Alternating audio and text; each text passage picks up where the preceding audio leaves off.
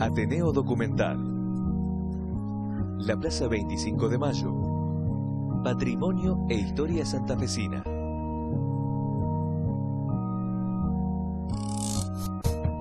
¿Qué tal? ¿Cómo les va? Esto es Ateneo Documental, el programa de nuestra Universidad Nacional del Litoral. En nuestra nueva versión, Ateneo sale a la calle para buscar la realidad y llevársela a sus hogares, tal cual como la realidad ocurre, y abordando siempre los temas que nos importan a los santafesinos. Un espacio de la Dirección de Comunicación Institucional de la Universidad del Litoral y, por supuesto, con las voces de todos los protagonistas. En nuestro Ateneo de hoy vamos a abordar el tema de la Plaza de Mayo o Plaza 25 de Mayo de Santa Fe.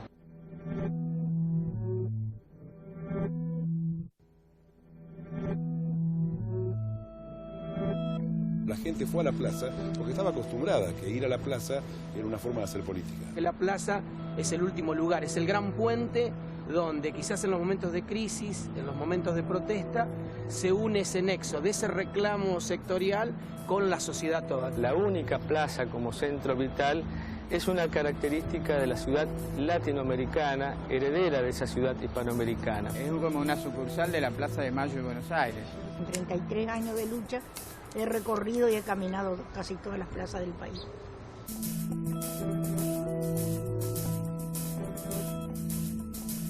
Nuestra Plaza de Mayo en la ciudad de Santa Fe fue testigo de la conformación misma de la ciudad, desde que se constituyó y desde que vinieron sus habitantes desde Cayastá. Desde ahí hasta ahora ha sido testigo del tiempo en la ciudad de Santa Fe. ¿Qué simboliza la Plaza de Mayo? Ese lugar que sobreviene de la tradición colonial en Santa Fe y que engendra los distintos centros de poderes, pero también el centro del reclamo, de la protesta y del núcleo de la democracia. Hoy, desde las tradicionales galerías del Rectorado de la Universidad Nacional del Litoral, nos trasladamos de esta manera a la histórica Plaza de Mayo de Santa Fe.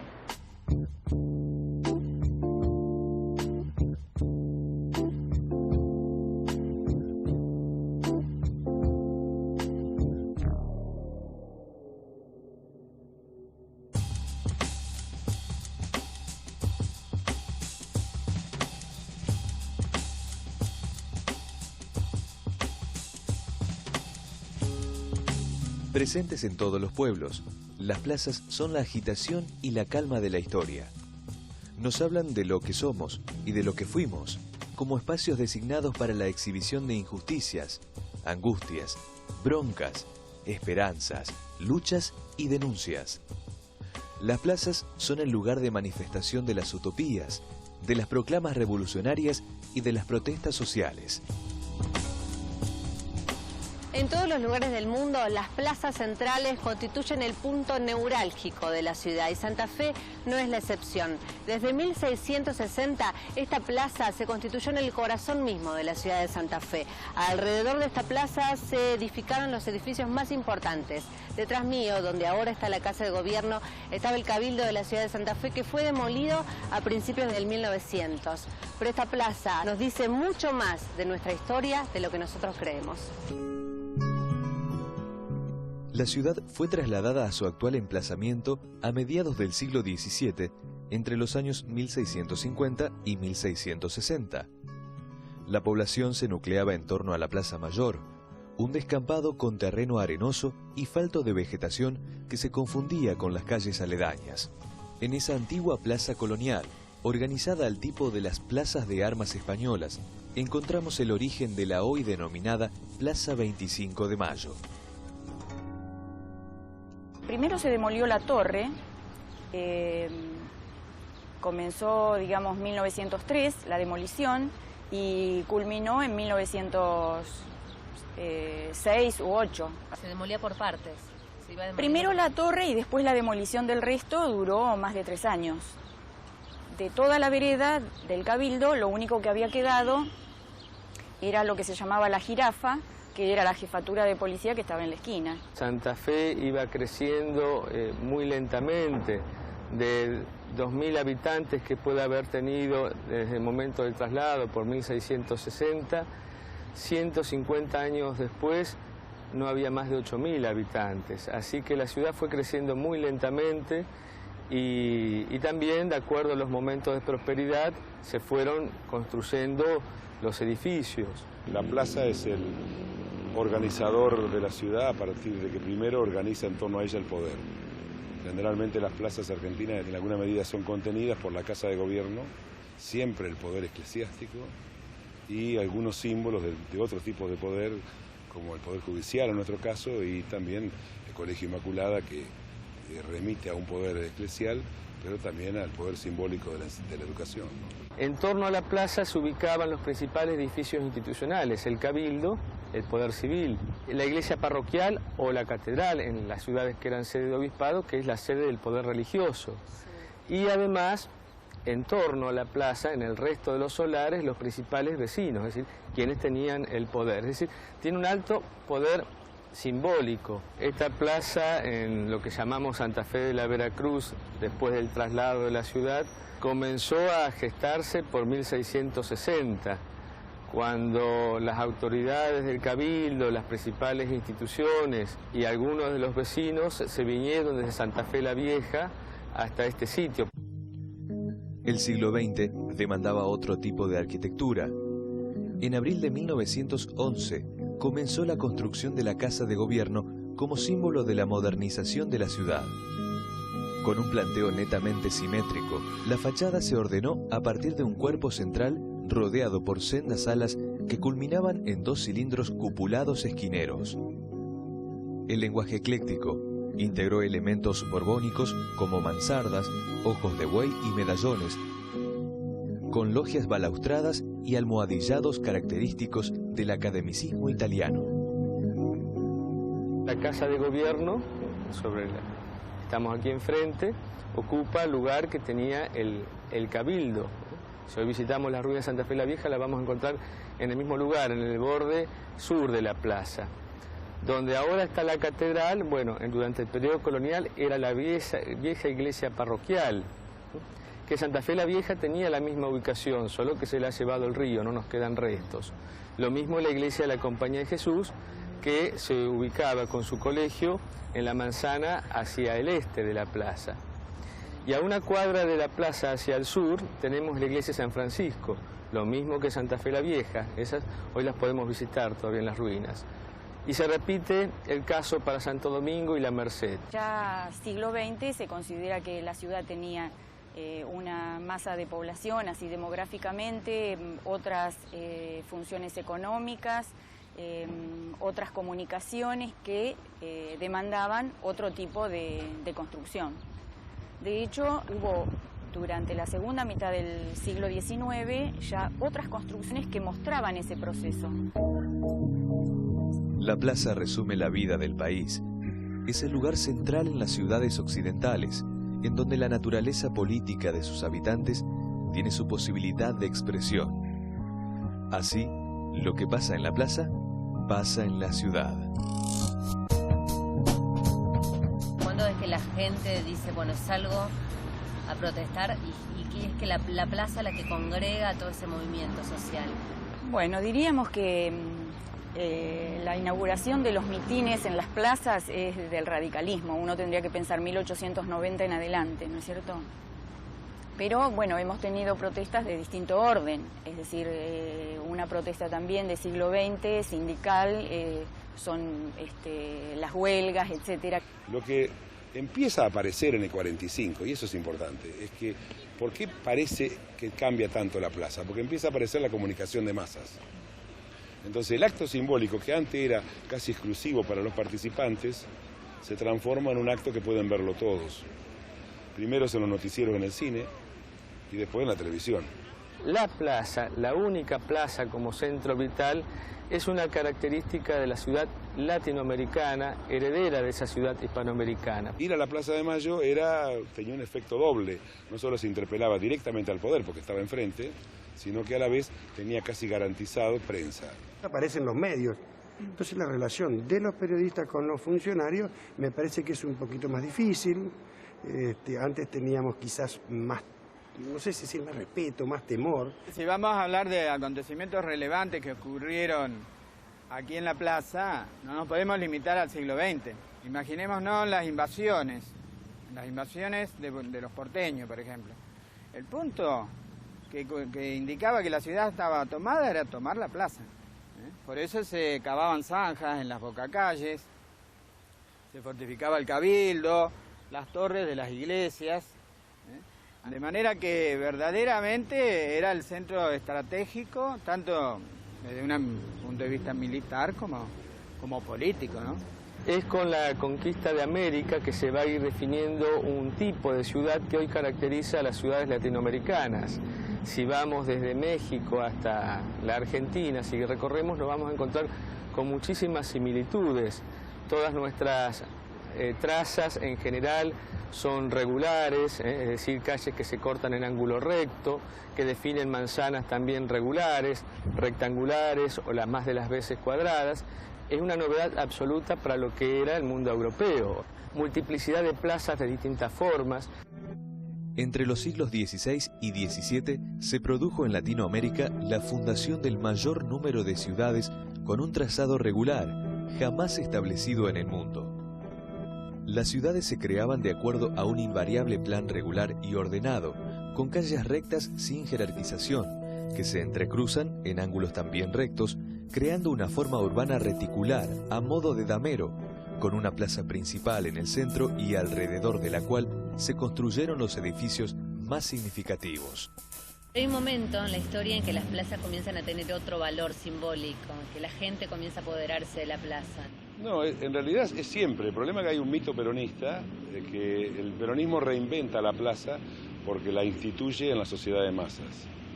Pero en realidad lo que hace, por eso es tan eficaz, porque lo que hace el peronismo es la inscribe en la sociedad de masas, en la movilización de masas, en el sentido de movilizaciones de mucha gente, pero a una tradición que es antiquísima.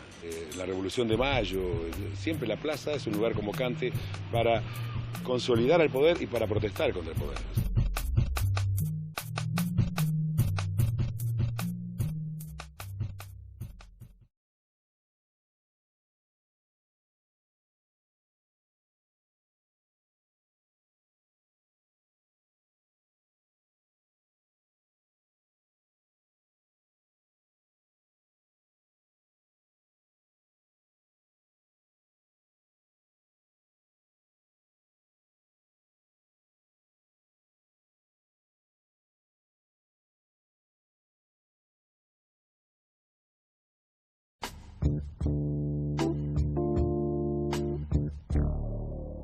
Micrófonos, un escenario, gente que se prepara, una manifestación en la Plaza de Mayo. En realidad una práctica que ha sido habitual desde mediados del siglo pasado y en adelante. La gente reclama en este lugar que es público contra el poder político que le escucha.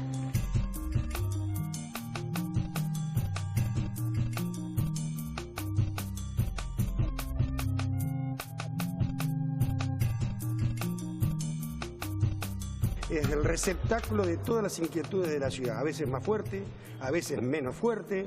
Los gobiernos con el tiempo le fueron cerrando un poquito la cara a la plaza, tuvieron las barreras que en alguna medida protegían a las autoridades de quien no deben protegerse, que es de la gente.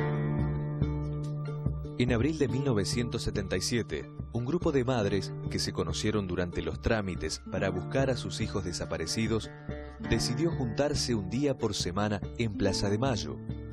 Así nacieron las Madres de Plaza de Mayo, presentes en todas las plazas del país. Como para mucha gente que ha luchado, un lugar de lucha, de resistencia y de reclamo ante la desaparición de nuestros hijos, ¿no? En la época de la dictadura militar, las madres salimos a las plazas del país, a esta plaza, a todas las plazas del país, a reclamar por la aparición con vida de nuestros hijos. ¿Recuerdas la primera vez en esta plaza? Sí, yo vivía en Concordia y trataba de viajar a Santa Fe los jueves para poder acompañar a las madres de Santa Fe. Acá estábamos reclamando porque en la Casa de Gobierno estaba la dictadura militar, la siniestra dictadura militar, que hacía, desde ahí seguramente se elaboraban los programas de exterminio, de desaparición, porque en la ciudad de Santa Fe hay más de 300 desaparecidos.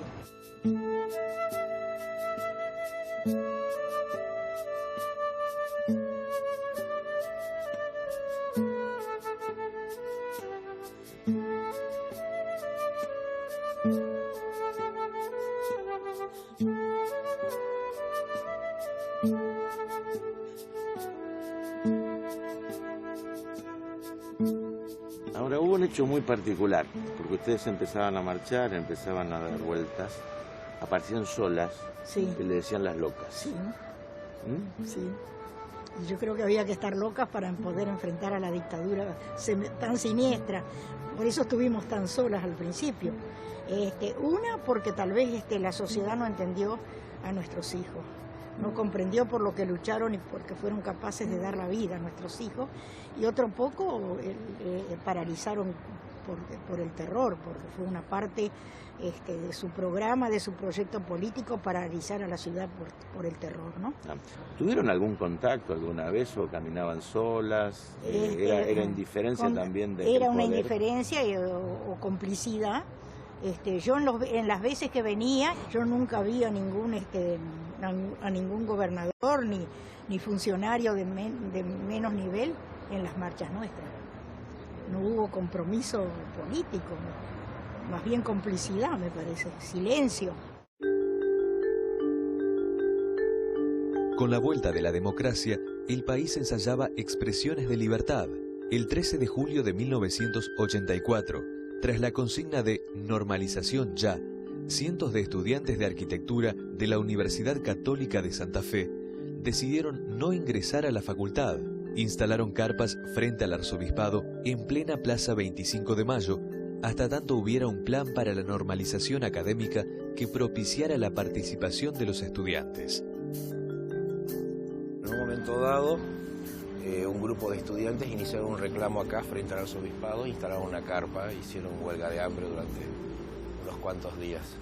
Polémica en torno a la creación de la Universidad del Litoral promovió manifestaciones, ¿no es cierto?, que se hacían por lo que se llamaba la calle Comercio, que es hoy la calle San Martín. Hacia fin de año, el conflicto encrudeció. Se instalaron carpas en la puerta de la propia universidad, hasta que finalmente los alumnos realizaron una huelga de hambre. FADU fue creada como carrera de arquitectura y urbanismo en el ámbito de la Universidad Nacional del Litoral, el 29 de marzo de 1985. El reclamo era por varias razones. No nos tenemos que olvidar que había toda una efervescencia y una participación política muy importante. Hacía relativamente poco que habíamos vuelto a democracia, ¿no? Y lo que se estaba buscando generar principalmente era la normalización de la Facultad de Arquitectura de la Universidad Católica. Bueno, ahí comenzaron una serie de acontecimientos que desembocaron, huelga de hambre mediante, en la creación de arquitectura en la Universidad del Litoral.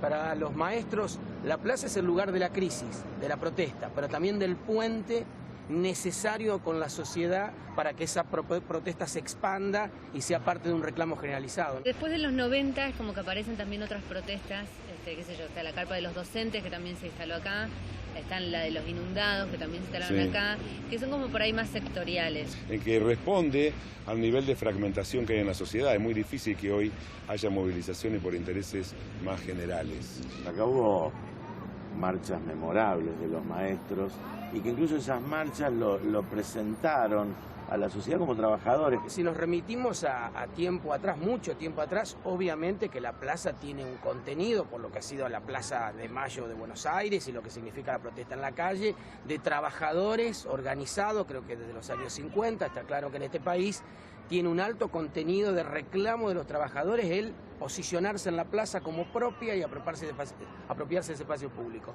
Ahora, desde la democracia esta parte, evidentemente que para los docentes en particular, además del camino que yo marcaba, que era el vínculo con la sociedad y con ese camino de reclamo, para los trabajadores de educación, obviamente que transitar ese camino que han transitado otros trabajadores antes ha significado el proceso, y un proceso que todavía no termina, que se va dando paulatinamente, que tiene que ver como reconocernos como trabajadores. Aquí, los trabajadores de educación de la provincia de Santa Fe, generamos a fines del año 80, de los años 80, al principio de los 90, la primer carpa de ayuno, antes que la carpa blanca, se hizo en Santa Fe, en esta Plaza de Mayo.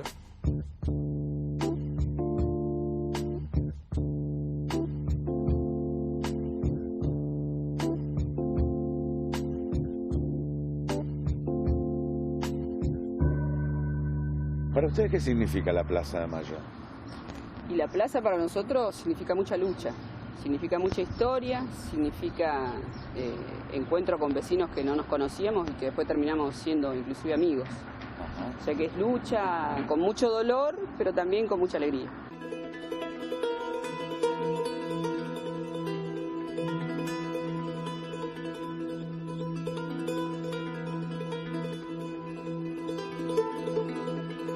El 29 de abril de 2003, en apenas 36 horas, las aguas del Salado alcanzaron a más de 25 barrios, 25.000 familias, una población aproximada de 130.000 personas, 23 víctimas fatales declaradas oficialmente al momento del avance de las aguas.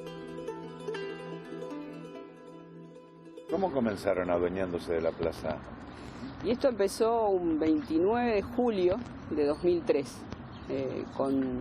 primero con asambleas en la vecinal República del Oeste y otra asamblea en el Club Mitre, y desde allí la idea de instalar una carpa en la plaza para mostrar lo que se decía que estaba volviendo a la normalidad. Nosotros decíamos no hay normalidad, y queríamos mostrar en este lugar lo que nos seguía pasando, que era realmente terrible y espantoso. Ese primer año fue crucial porque no sabíamos cómo era. Un gran acto, fue el acto más grande que tuvimos en el 2004. Más de 15.000 personas, creo que eso es histórico en Santa Fe. ¿Cómo calculábamos la cantidad de gente que venía a la plaza? Y era algo increíble.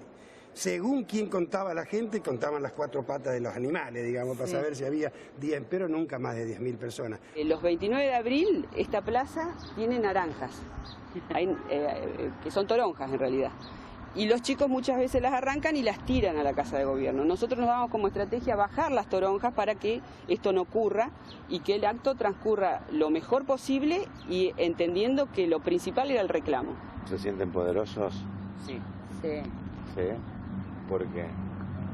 Y porque juntos sabemos que ese año, ¿no? El primero, o sea, al ver tanta cantidad de gente, bueno, dijimos, podemos, se nos subió la estima. Dijimos, bueno, acá podemos hacer algo. O sea, podemos en definitiva sacar al inundado, al rótulo de inundado de la clandestinidad, del anonimato, porque anteriormente el inundado era una persona que vivía cerca del río y que siempre se inundaba, y al que se lo acomodaba con un colchón y una frazada y comida, ¿no? En cambio nosotros sentimos que le dimos entidad a eso, o sea, al significado de lo que habíamos pasado. En los primeros días de mayo de 2003 nació Causa Fe, una organización civil formada por los damnificados del desastre. Meses después, derivó en la creación de la Carpa Negra de la Dignidad, que se instaló frente a la Casa de Gobierno de Santa Fe como una forma de ejercer una presión constante sobre las autoridades. ¿Cómo fue ese encuentro con los vecinos aquí en la plaza? Que confluyeron aquí, muchos no se conocían. Y la mayoría no nos conocíamos porque venían de diferentes barrios y diferentes circunstancias también. Lo que nos unía era ese reclamo constante de justicia. ¿La plaza igualó clases sociales o separó clases sociales? ¿La plaza? No, en principio igualó. En el primer momento, o sea, nos pasó todo por igual. Aquel que tenía... Por eso nosotros decíamos que en la carpa éramos síntesis del desocupado, del trabajador, o del trabajador desocupado, de aquel que tenía una ocupación, de aquel que vivía en barrio Roma o vivía en barrio San Lorenzo, Chalé, Arenal, que muestran diferencias, no son todos iguales los barrios. ¿Sí? La plaza es elitista cuando no estaba cargada de institucionalidad. A ver, esta plaza, por ejemplo, esta plaza es un lugar de circulación de las élites de Santa Fe en la vida cotidiana. Los sectores populares pasaban por la plaza del manto de la escuela, o del manto de la religión, o del manto del desfile militar. La plaza es un lugar de intercambio, por supuesto un lugar de sociabilidad, es un lugar donde confluyen todos los grupos sociales, todos los estamentos, cada uno de alguna manera se representa de acuerdo a sus jerarquías, en ese espacio público. Sí. Y es el lugar también donde se hacen las celebraciones religiosas, las procesiones, etcétera, o las fiestas, corridas de toro. En esa época se hacían corridas de toro, carreras de sortijas. La escuela traía a los pobres, la iglesia trae en la procesión a los pobres, y los pobres también eran generalmente los colimbas que desfilaban en las fiestas patrias. Entonces un día común por acá era muy difícil encontrar a alguien de los arrabales. Yo diría que un día común, un lunes de cualquier semana, la Plaza de Mayo era la continuidad de la calle San Martín, donde vivían las familias pudientes. Era el barrio sur. ¿Y ahí estamos hablando de qué año? Antes del 45.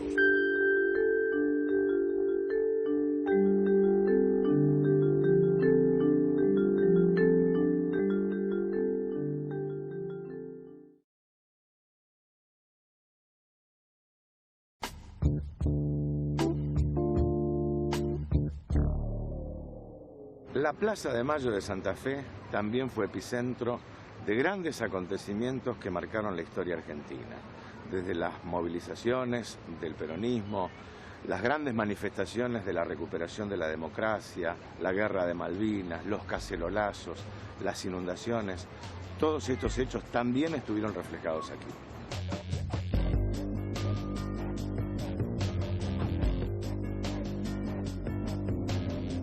No hay acontecimientos en la historia vernácula, local, que movilicen a tal punto a la gente. Tiene que ser, como vos decís, una réplica de algo que nos supere, algo que nos conmueve, que haya ocurrido, sobre todo a nivel nacional, ¿no? Es como una sucursal de la Plaza de Mayo de Buenos Aires. Eso tiene mucho que ver con la comunicación de masa, con los medios de comunicación, fundamentalmente con la radio y con la televisión, obvio, pero antes no, antes tiene mucho más autonomía. Pero en términos más del siglo XIX, principios del siglo XX, Santa Fe es una sociedad donde todos se conocen, pero donde cada uno tenía senderos bien marcados por donde podía andar. Eso recién va a cambiar en Argentina con el peronismo en el 45. Esa es la gran transformación del peronismo, que rompe los lugares habituales para la gente. Pone actores sociales nuevos en la plaza. El 18 de octubre del 45 se reúne acá la gente a raíz de lo que había ocurrido en Buenos Aires el día anterior, ¿no? Después, en el año 47, tenemos una gran concentración con la visita de Eva Perón, que se asoma a los balcones y que inaugura el Hospital de Niños en calle Boulevard Galvez. Está en la cancha de Colón. La visita de Eva Perón, que estaba preciosa, verdaderamente una mujer hermosa, en su plenitud, ¿no? El 18 de octubre del 45, que es el 17 de octubre santafesino, la manifestación que se hace acá termina en la Plaza San Martín, porque había un rito, una costumbre, que en determinadas fiestas patrias se hacía una marcha en esta Plaza de Mayo y después se iba a la Plaza San Martín a hacer una ofrenda floral a San Martín. Para Malvinas acá se llenó, obviamente. Y también se llenó para la Revolución Libertadora, que vivaba la caída de Perón, sí, sí. Cuando se produce la caída de Perón, que fue toda una serie de días de movimiento de tropas, de sucesión de interventores militares, bueno, hay una efervescencia que conmueve a toda la población, y cuando se produce definitivamente la caída de Perón, bueno, hay una gran concentración de gente que viene a avivar la caída de Perón.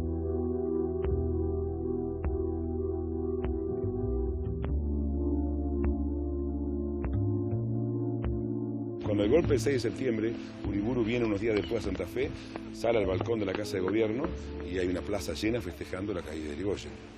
En el 55, cuando nadie se priva de salir al balcón a saludar a los que aclamaban en la plaza por la caída del gobierno peronista.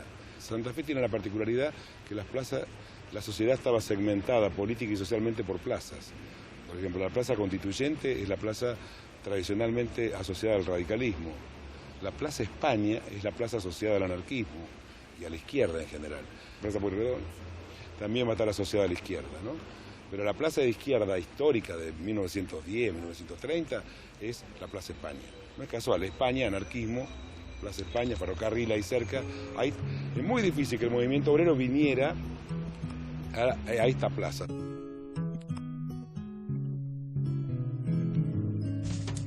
En la Plaza de Mayo está simbolizado el poder del gobierno, el poder judicial, la iglesia, a metros el poder legislativo, pero también representa la voz del reclamo, simboliza también el poder del pueblo expresándose en esta misma plaza. Las manifestaciones en la plaza duelen o se disfrutan más que cualquier otra manifestación. Por eso, precisamente, la gente protesta en la plaza, porque sabe que duele.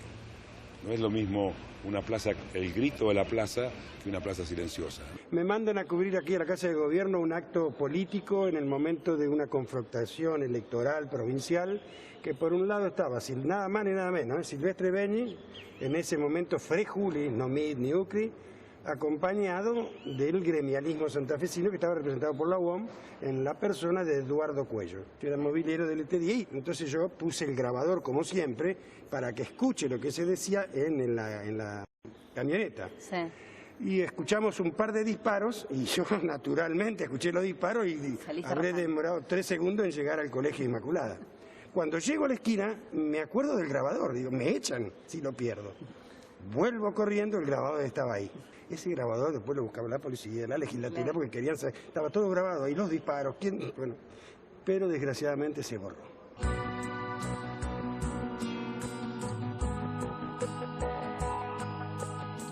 El 19 de diciembre de 2001, centenares de personas se lanzaron al asalto y saqueo de tiendas y supermercados.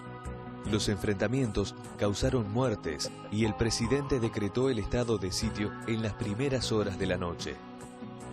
Luego del discurso presidencial, transmitido en cadena nacional, comenzaron protestas espontáneas en todas las plazas del país.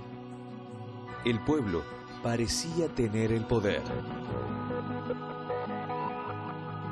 A mí me sorprendió mucho el miedo del gobierno al cacerolazo y de ciertos medios adictos al gobierno, porque en alguna medida el temor que tienen muchos sectores de los políticos tradicionales, los políticos del 2001, al síndrome de la Rúa, ¿no? a que la historia demuestre que de la Rúa cayó no solo por sus debilidades, sino porque había una posibilidad de derrocar al gobierno a partir de la impugnación de la opinión pública. Los cacerolazos se sucedieron en todo el país durante la madrugada del 20 de diciembre de 2001. Esa tarde, con 740 días de gobierno, el presidente Fernando de la Rúa renunció. El poder se creía en las plazas. ¿Quién tiene el poder? ¿El gobernante que está aquí enfrente o una plaza llena? Pues es un problema más que de la plaza y de la arquitectura, es un problema del sistema democrático, ¿no? Ajá. Creo que en contadas ocasiones en nuestra historia la gente se ha congregado en las plazas y hecho sentir que en definitiva nuestros gobernantes nos representan y tienen que escucharlos. Y en ese sentido las plazas históricamente, las plazas, no solo esta, la Plaza de Mayo en Buenos Aires, han sido el escenario justamente para que se produzcan esas manifestaciones. Cuando se está, por ejemplo, enfrente de la Casa de Gobierno, el costado del Poder Judicial, a metros del Poder Legislativo, y hay una manifestación memorable acá, como por ejemplo el primer aniversario de la inundación. ¿Ustedes qué sienten? ¿Dónde está el poder? ¿Está acá, enfrente, al costado? ¿Sienten que se les transfiere el poder o no? En ese momento nosotros tenemos el poder. Y después de la inundación, digamos que lo hago mío, obviamente, porque el dolor era tal, después de tanta pérdida, que la plaza se nos hace carne y es más, nadie nos discute que es nuestra.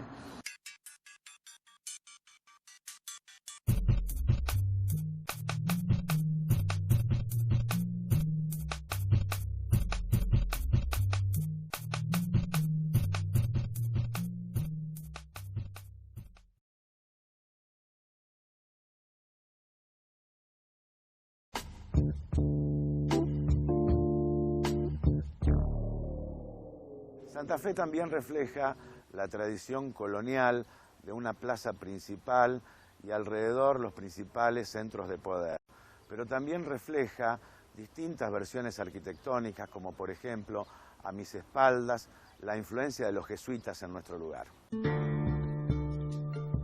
En una amalgama ecléctica, difícil de clasificar, en Santa Fe existen construcciones de 4 períodos diferentes. las representantes del estilo colonial, vigente hasta 1810, del republicano y confederal hasta 1880, del denominado de integración nacional hasta 1930 y del moderno hasta 1960. De alguna manera la plaza perdió, su espíritu original lo perdió hace mucho, su espíritu de la ciudad colonial o la ciudad del principio del siglo XIX y anterior.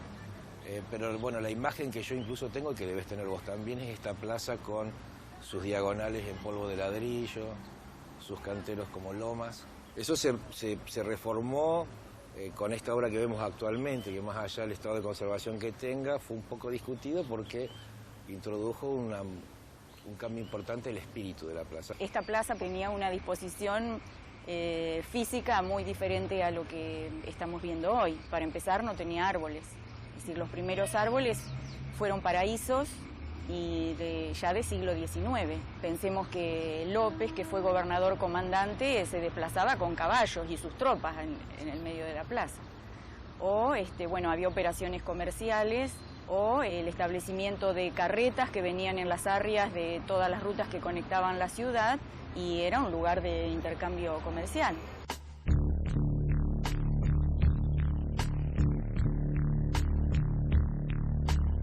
La provincia de Santa Fe tiene más de 30 obras arquitectónicas declaradas monumentos o lugares históricos nacionales, algunos desde 1942.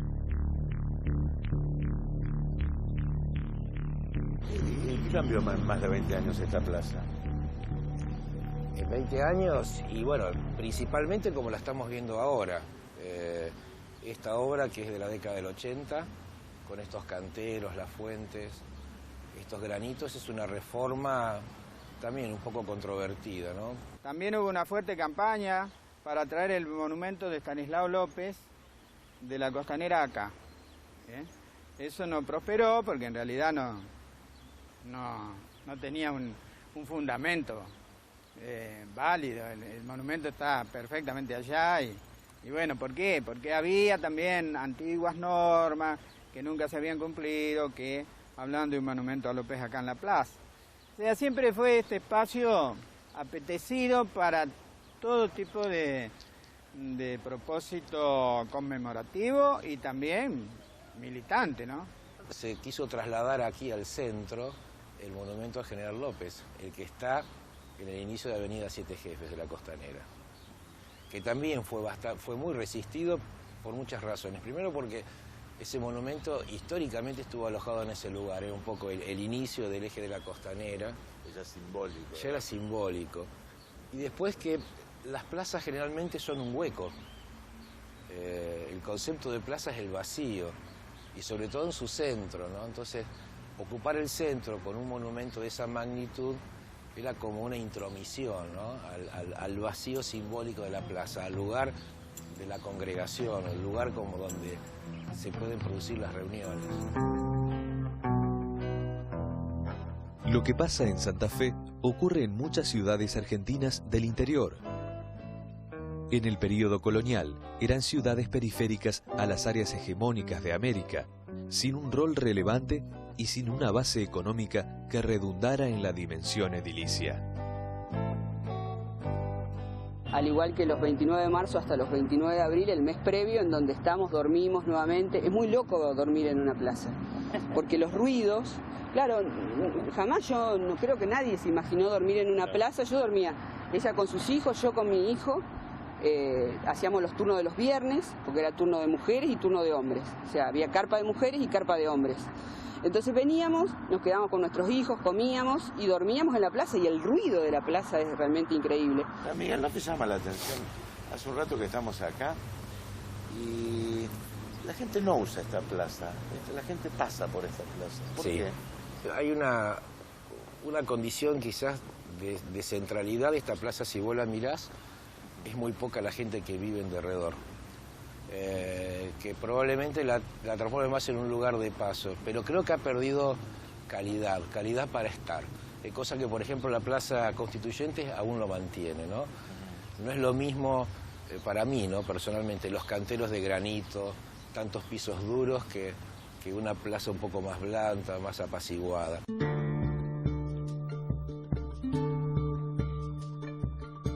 La historia de Santa Fe tiene también un componente mitológico importante. Muchos creen que debajo de nuestras calles hay túneles que conectan un edificio histórico con otro. Estamos en Casa de Gobierno, en uno de sus patios interiores, y muchos pensaban que en este lugar, exactamente en este lugar, había una boca de un túnel que conectaba el ex cabildo, lo que fue el cabildo de la ciudad de Santa Fe, con otro edificio. Un grupo de investigadores estuvieron trabajando en este lugar. Aquí solamente quedó el recuerdo de las chapas. Siempre se dijo que donde hay jesuitas hay túneles. Entonces, a partir de que la iglesia de los jesuitas está frente a la plaza, y a que no hay un registro documental de construcciones subterráneas, no hay planos en general, entonces cada vez que aparecía algo, alguna estructura subterránea, siempre se empezó a hablar de túneles. Las autoridades del Colegio Inmaculada reconocen el paso que une esta institución con el Ateneo, por debajo de calle 25 de Mayo. Sin embargo, algunas versiones dicen que la iglesia estuvo unida a la casa de José Freire, ubicada en San Martín y General López. Y de los jesuitas el único túnel que conocemos es relativamente moderno, que es el que cruza desde el colegio hacia el Ateneo. ¿Para qué servían los túneles? Para escapar del ataque de los indios o en situaciones de guerra para ocultarse. Y un poco se va construyendo como un mito que no se sabe dónde empieza y nunca hay algo que permita comprobarlo del todo, pero existen, son historias que existen y en ese sentido son verdades, digamos. A través de un relevamiento de testimonios orales e historias recordadas por los vecinos, el archivo de la provincia diagramó un mapa que dio cuenta de la existencia de un patrimonio histórico en el subsuelo urbano. Son construcciones subterráneas que van desde sótanos y túneles hasta desagües pluviales.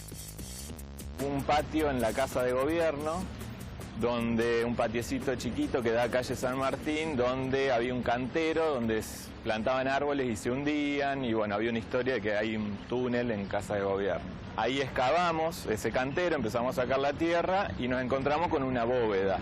Lo continuamos excavando hasta encontrar todas las paredes y no se trataba de un pasadizo, sino que era una habitación que resultó ser una cisterna para proveer agua al cabildo. El patrimonio es lo único que les queda a las ciudades latinoamericanas como marca de su identidad. Hay también una mayor visibilización de las responsabilidades del Estado.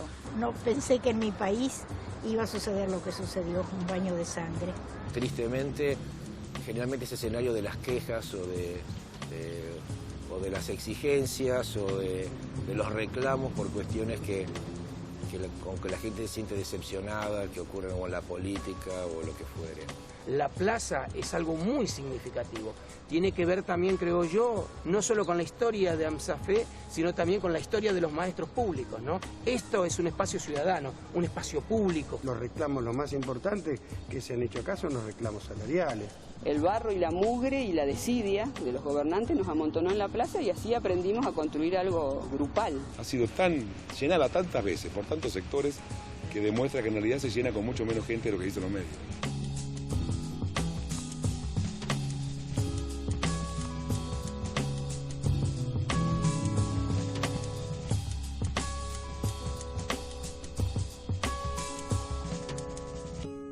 Hoy les mostramos parte de la historia de la ciudad de Santa Fe y se las mostramos a través de las voces de nuestros investigadores.